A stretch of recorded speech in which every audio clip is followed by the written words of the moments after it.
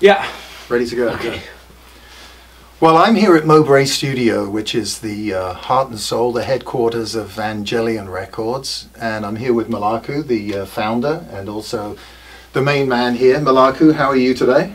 I'm doing really good. Very good, Sam? very good. Yeah. I've spent most of the day now watching you record and do a little mixing of what's going to be your next single release. Yeah, fourth single, Lost Your Lover. It's amazing. Thank you.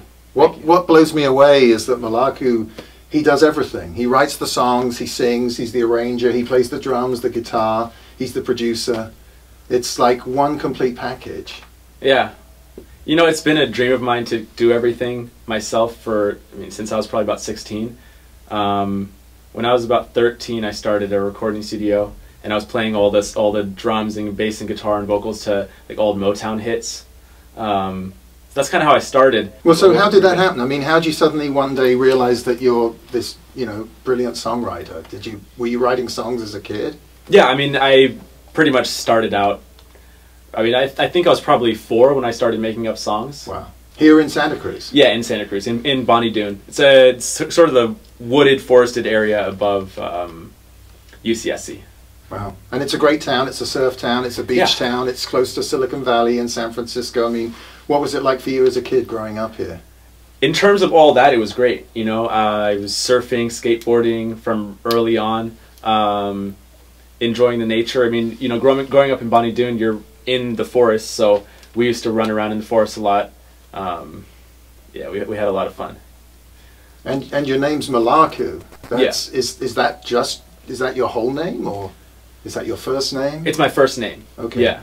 But you're adopting that as my stage name too. Okay. It just seems like a nice single name.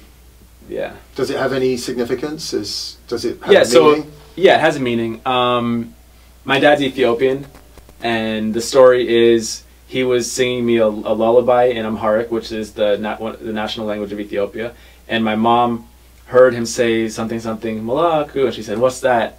And that became my name.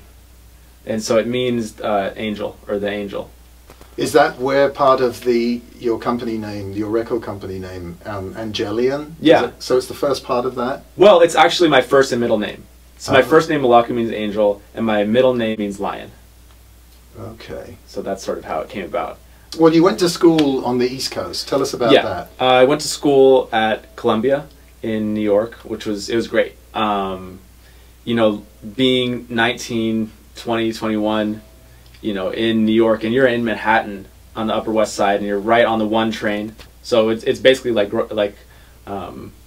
really living in the city, to quote Stevie Wonder. The city as well. In the city, yeah, it really is. So what a great experience. Yeah, for it was a huge blessing. And did you do music there? Do they do music? I took various music classes, and I was in an a cappella group, Notes and Keys, which was great. And I had various music projects, but no, I didn't study music. My major was sociology, and in my junior year, they opened up the business school to undergrads, so I had a minor concentration in business. Wow. Yeah. And you talked about being in a cappella groups, and I can tell there's almost like a doo-wop influence in some of your songs, and it almost sounds like music I grew up with, as well as being super modern and the sound of today. How do you combine all those things? Where do you know about stuff before you were born? Yeah, well, I mean, I can really credit my parents, especially my mom, for starting me with music. And I can remember being very young and listening to like 50s rock, 60s soul, 70s AM gold, stuff like that, mixed in with stuff like Bob Marley, a lot of Motown. So I pulled from all those influences. In my music now I feel representative of all those influences that I grew up with. So yeah, I'm excited about it. But it's definitely retro, updated for modern radio. Yeah, I mean, the stuff you played me sounds like I could turn on the radio and it would be right there, and yet it has that, that great history to the music as well. And you're very influenced by Motown, clearly. Yeah, I mean, I joke half-jokingly that it's my past life. I feel like I was there, so it's like Motown is just in me. It's And who's your favorite Motown artist? I'd say probably Marvin Gaye. Okay, not a bad choice. Yeah. I mean, and then there's of course there's Stevie Wonder, David Ruffin's personal favorite of mine. Yeah. And you know, you're recording tracks right now for a new album. Yeah. Which, by the way, you're going to be looking for funding for.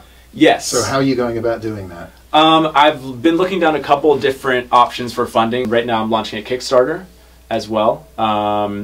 So that crowdfunding campaign, I'm hoping it will mainly be focused on promotion, and that way, you know, fans of the music and friends and family, etc., whoever gets involved, can really see where the music that I'm already creating, that's already out, how far it can go. You know, how we can get it, get local buzz, how we can get, neighboring towns and cities targeted through promotion and go national is really the hope, is to, make these songs well known so that we can launch a tour off of that buzz and launch another album. It's kind of just like an initial push to, kickstart this whole venture, this business, this idea, this dream, just, to launch it.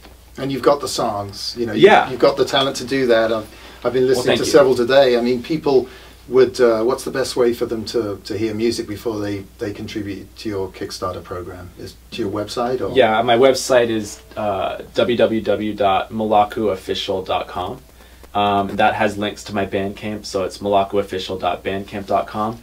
Right now, I'm releasing a single every month. I've released 3 singles since August. And I'm going to be basically releasing singles until a 7-song EP drops. And so that 7-song EP is going to be everywhere. That's going to be Spotify, iTunes, Amazon. So this marketing promo push is really for that EP. Right. Yeah. And it's not by accident that you've written these wonderful songs, because you clearly have that talent. But you should perhaps tell people how after college you went down to Los Angeles and you were involved as a paid songwriter down there, right? Yeah. So I think my initial intention, since I was very young, was to be a solo artist.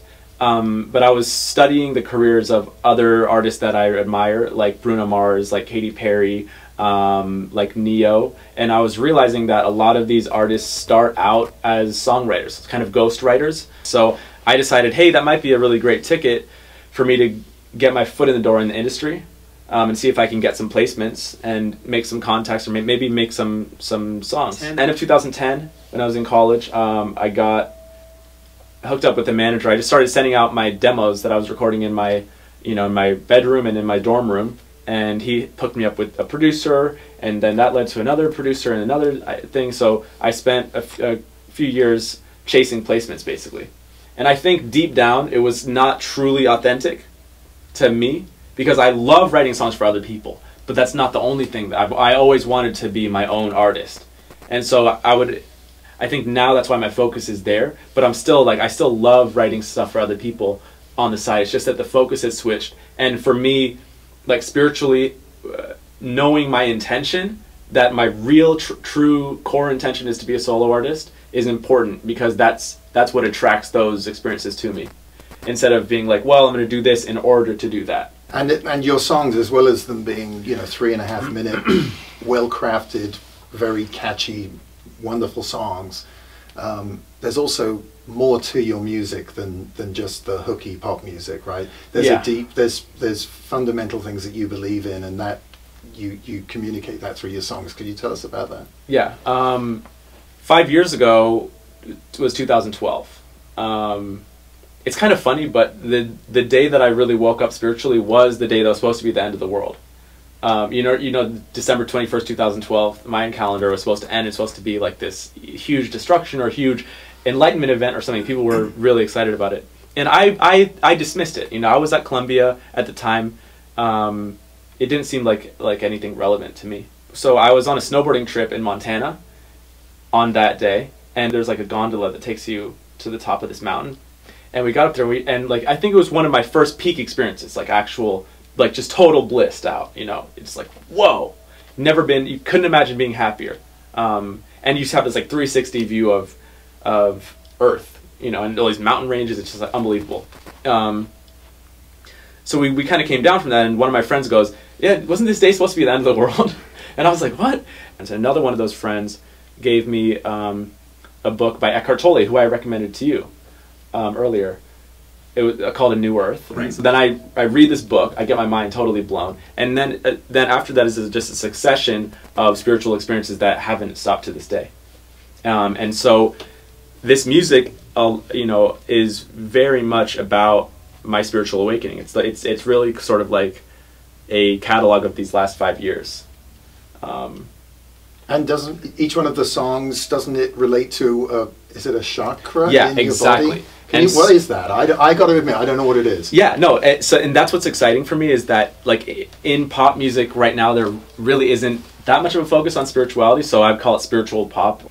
Basically, the chakras are spinning sort of light orbs or energy orbs in your body, or wheels. There's 7 of them in your body, and they basically, how they spin, like what color they are, how healthy they are, determines how healthy you are in terms of mental state, physical state, emotional state, spiritual state. I think the word chakra comes from the Hindu tradition of chakras. There's an underlying force that makes that energy move. I mean, in Star Wars they call it the Force. In India they call it prana. In China they call it chi. I'm sure you've heard of Tai Chi, Qigong. And in Japan they call it ki. It's all the same thing. The Force, prana, chi, ki. It's just all kind of like the Tao. It's like this underlying spiritual force. And we've all got it. Well, it's everywhere. Yeah. It is everywhere. Mine may be a bit rusty. I don't think mine spin quite as well as yours, but... Gotta get your chakras up. Now, buying your album, that's just going to do it, right? All your chakras will be going... yeah, you'll be totally enlightened from your first listen. You'll have no problems in your life. You'll be rich, you'll be happy every day. So, you know, bearing in mind that you've got this, you know, deep meaning behind your songs, and what's the process? Because when you go to write a song or record a song, you're thinking about, you know, a certain chakra for this album. You know what? It actually didn't come about that way at all. It came about the opposite way. It came about through revelations. So I had this sort of set of songs, and then it was just sort of like an epiphany, you know, where I was suddenly like, oh my God, these relate to these in this chakra. And then I realized the other ones relate to them too. And it's kind of funny that I think the last song on the album that I wrote was the first. Red Room. Okay. Is the first chakra. It's the root chakra. It's red, and I had another song slated to be the root chakra song, but it just never felt right. And so when I wrote that one, it was just like, oh, it's done. But it wasn't like I sat down and said, okay, now I'm going to write the root chakra song. Yeah, it was not like that at all. The songs came to me in like a series of visions, and then the album concept came to me in a vision as well. It really, I can't barely take credit for it. It seems like it was inspired by a higher power. So yeah, that's the concept. I mean, I'm excited about it because I think that for me, chakras are just a really, they're not simple, but they kind of are, they're a foundation, I think, for balanced spirituality. It's like if your chakras are balanced, everything's good in your life, you know? This EP and album are called Golden Age. Golden Age relates to this idea that right now, since 2012 was a crux point. How I see it was there's a descending timeline, basically things falling apart, things crumbling, things getting worse, and an ascending timeline. So you hear people in the New Age community talking about ascension. There's really kind of a universal idea of enlightenment, ascension, you know, merging with oneness, etc. And for me, it has the potential to be the golden age, and I want to hold that idea in my music. Because yeah, sure, everything could go terrible, but if we hold it within ourselves, I believe everything's vibration. If we hold that vibration of a golden age actually happening collectively, and we all say, yeah, it's going to get better, then it will. It's up to us. Well, I love your music, and I'd encourage anyone watching this interview to go check out some of the songs that you've released so far. Yeah. Probably start with Lost Your Lover. Yeah, maybe Love You Like a Lion. These are all great songs. Yeah. And it's fascinating the way you're able to articulate what you believe inside. And yeah, I really do hope that we are heading into that golden age, and I wish you all the best of luck. Thank you so much, Tim. Thank you, Melaku. All right, thanks.